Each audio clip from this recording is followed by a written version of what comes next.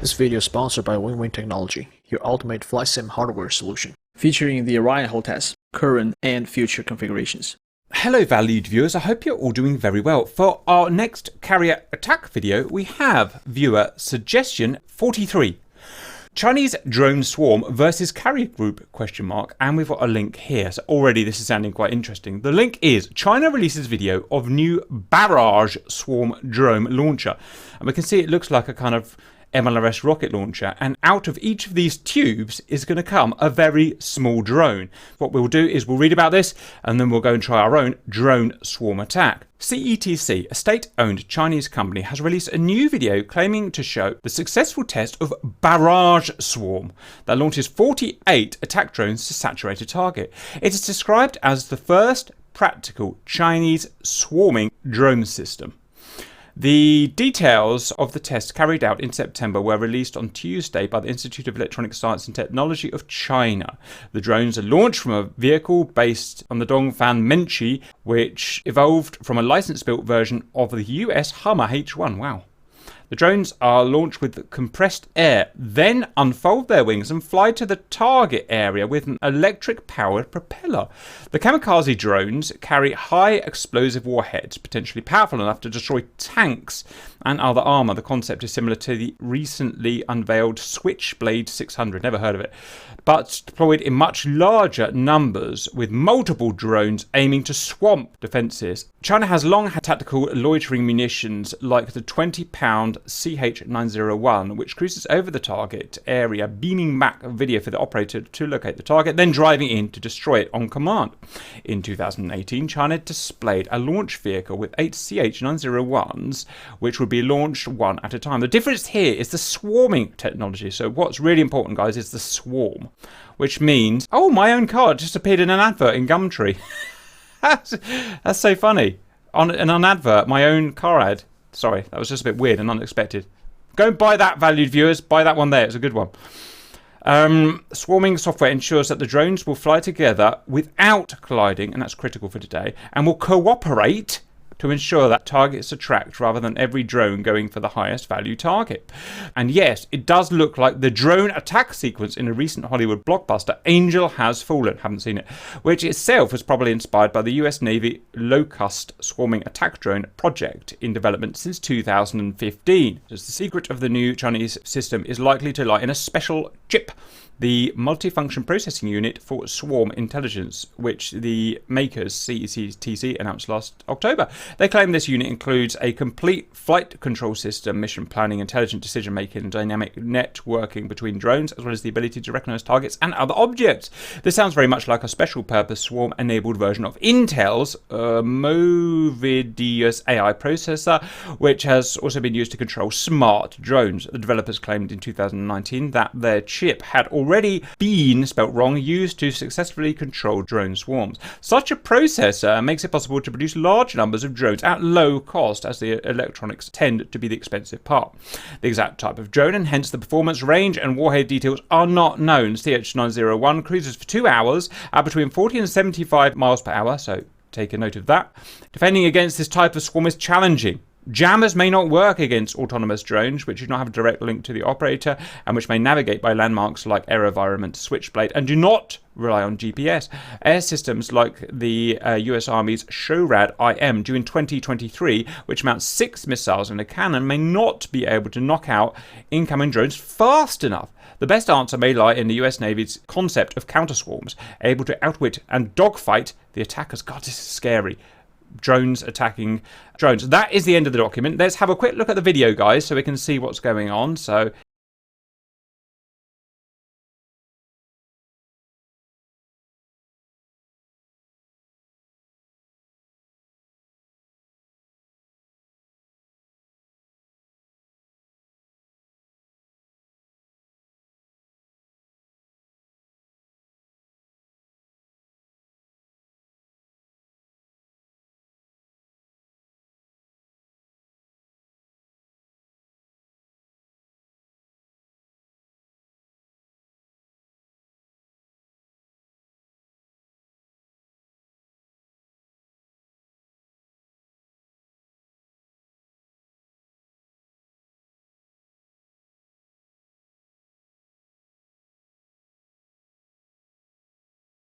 There you go. That's it. So China has these drone swarms.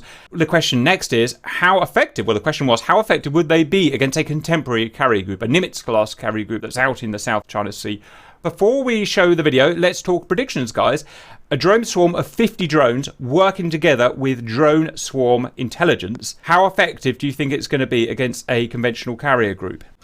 I really think that it's going to circumnavigate the point defense systems of the fleet. It's going to saturate it, and it's going to attack and hit.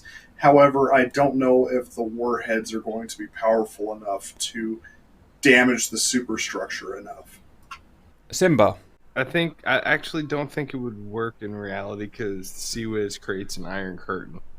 Basically, to get this to work, I had to ruin my DCS completely, and therefore I can't play it live to you because it's just going to be too difficult. So instead, I pre-recorded the video. I ran it 10 times. I made my very first mod in DCS, which I'm super proud of. I call it the Superloon 2000.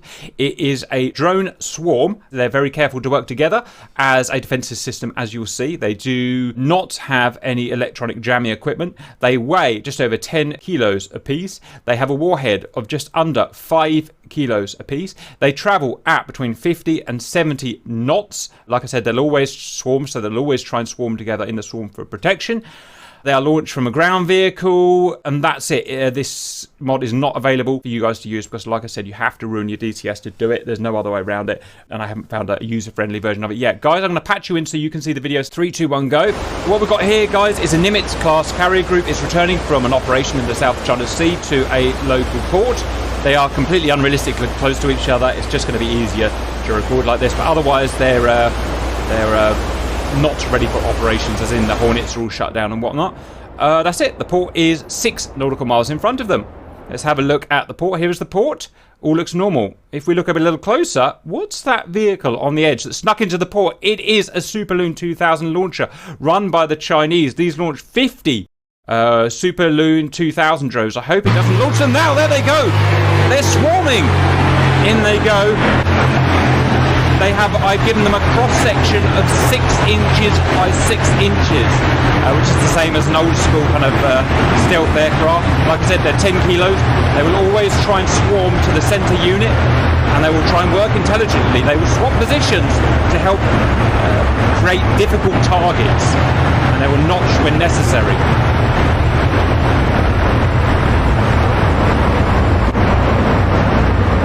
Nothing is faked here. This is absolutely real. The carrier is set to fire. They will fire as soon as they can pick them up on the RCS.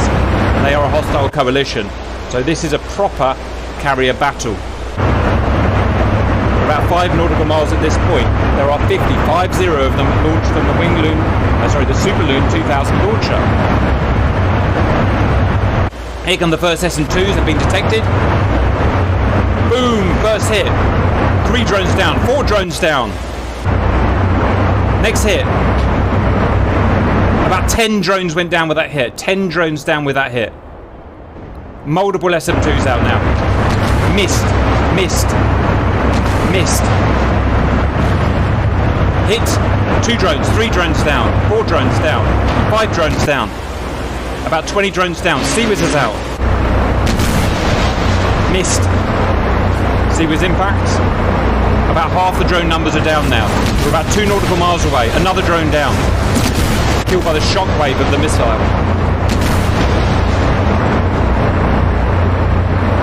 Another drone down. CWIS out from all naval vessels now.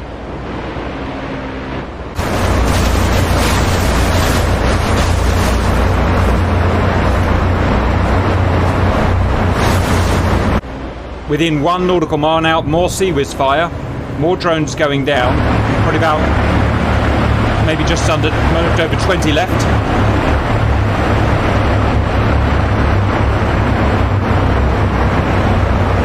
Within 1 nautical mile now, moving at 50 knots, 50 knots. Server's slowing down but coping.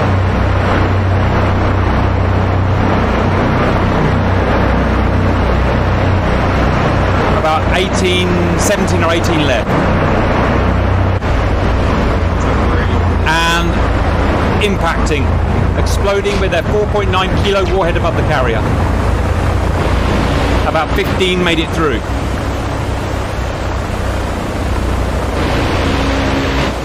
Last one. And down we go. BDA, of the 50 drones, I think 17 got through on this time. I ran the simulation. There was no trickery here. This is all done properly. I ran the simulation 10 times, and each time between 15 and 40 drones got through. As you can see, all of the Hornets on the front side of the carrier every time were destroyed completely. The rear Hornets survived. The deck crew all on the front of the carrier would have been killed or incapacitated. The deck crew on the rear of the carrier would be okay. In terms of actual damage to the carrier, on every single time I ran this, no matter how many drones got through, between 15 and 40, I got 1 pixel of damage, representing 1% damage to the carrier as far as DCS cares. So in terms of the actual frame of the carrier, negligible damage. As you can see, half of the Hornets, 9 of them on the deck, or 10, have been completely destroyed and removed. In terms of how much damage is done to the fleet, it's not ruined the fleet, and it still works, but it is a massive... I'm just going to pause it there, guys. It is a massive disruption, because in real life that carrier and the catapults will be covered in shrapnel and damage, so it would take the cranes probably hours to unload all of those carcasses off the edge, clear the injured, put out the fires. So I would say that would probably be a carrier, maybe a couple of hours, I don't know, obviously, maybe a couple of hours out of service, which may be critical. Now, this really surprised me. And I stress again, everything here is modelled as realistically as I can. The RCS is 6 inches by 6 inches. The weights and everything are modelled as best I can. So if they could be hit, they could be hit. Now, here's a really interesting thing. Let me have a sip of tea. The value viewers are asking if any Sea Whizzes hit friendly ships. And yes, they did, but they did negligible damage. Here's the interesting thing. If you put... I started with 1 drone. If you put 1 drone up, then it will get shot down with a 100% hit rate by an SM2. The more drones you add in the swarm, the less reliable the SM2s get. Now, this is a really interesting piece of information. Let me say that again. The more you add to the swarm, the less reliable the SM2s get. And I haven't found, obviously I don't have access to the game code, so I can't tell you why, but my prediction is, with the swarm technology, they are constantly moving in front of each other. If you imagine you're looking from the radar's point of view, you've got 50 drones moving in front of each other. That is going to mess up with the lock of the missiles. My prediction is the more you put in the swarm, the harder it is for these ships to retain lock, and therefore the missiles to go dumb and they don't fuse, or they just miss. Now that is really interesting, because it shows that swarm, at least in DCS, which is modelled, it's the best thing we have out there that civilians can use, swarms are destroying weapons that are being used at the moment. SM2s, probably SM6s. Now, why the Sea Whizzes didn't work very well, I don't know. All the hit detection is there and tested, and Sea Whiz does shoot these things down, but they weren't doing very well. My prediction, and this is just a guess, my prediction is that Sea Whiz can't shoot things going at 50 knots. I think they're putting too much, from reviewing the TAC view, they appear to be putting too much lead on these targets, as if the targets were going faster. Because it feels like at no point did Sea Whiz ever think, I'm going to be shooting down something 50 knots. That's my prediction, and I stand to be corrected. That's the BDA, guys. Your summary to that. Sock thinks that, yeah, my prediction was accurate. However, I really think this would be more... This could also be tested if you have access to a Yamato class battleship with its Sanshiki Type 3 anti-aircraft 18-inch shells. That would be an interesting anti-swarm. Would they see the drone swarm? I mean, I can tell you this was reliant on radar to find these drones. I guess the eye would kind of see them, but not very far, right? I mean, they're tiny. This was a 6-mile engagement, by the way. This is a 6-mile engagement is what it was. Just put the shell out on the side of the aircraft, and I'm pretty sure it would block anything coming into it. One thing I should say is that this is not a long-range fighting weapon. These can go for about 100 miles before they run out of electricity. So this is not something you could actually use to hunt a real carrier out to sea. The reason is, I mean, the carrier can almost outrun these things. 50 knots, they've got a 20-knot closure rate if the carrier turned around. So it's useless out to sea. And plus, if out of wind, these things can't even cope with wind out to sea. However, a close range like this, where they would be used, it's a possible weapon. Simba. You know, out to sea, Sea Whiz is more, I think, more of like a flak, but more, aimed using radar. And it creates like a lead wall. So I would think some of the problem would be when it creates that lead wall, it's just going to damage those drones trying to fly through that lead wall. And I think it would mat down a lot more of that than what you're seeing. I don't know that it could actually work on a carrier group. Roger. Yeah, I mean, I can only make it as I've made it, basically. And as I've made it, they just don't get shot well by Seawiz. I don't know what the reason for that is. You need to go in and inspect every single bullet in super slow motion to figure out exactly what happened. Closing summaries, possible. It's useful for short-range engagements like this. Obviously, it's not designed for carrier groups. It's designed for tank engagements and anti-infantry and stuff like that. But it is an interesting idea, especially if you've got exposed stuff on the top of carriers and sensitive equipment like aerials and radar. I mean, if you just ran it into the top of the island and took those antennae out, that is pretty much a useless carrier at that point, in a way, because of how everything relies on data link. Like Simba said, if there was shockwaves of the bullets modeled in DCS, none of the drones would still be up. I doubt that's modelled. I think you have to have a thing has to hit a thing, basically. Good video. It's gonna. I mean, to me, the drone, the whole concept of it, it's something the guys are not seen in the DCS world yet. Yep. Well done. Okay, thank you. Yep, like I said, it took bloody ages to get it work, but I'm really proud we got it working. I'm really chuffed with that. Let me know what you think, and I guess we'll take it from there. Bye-bye for now.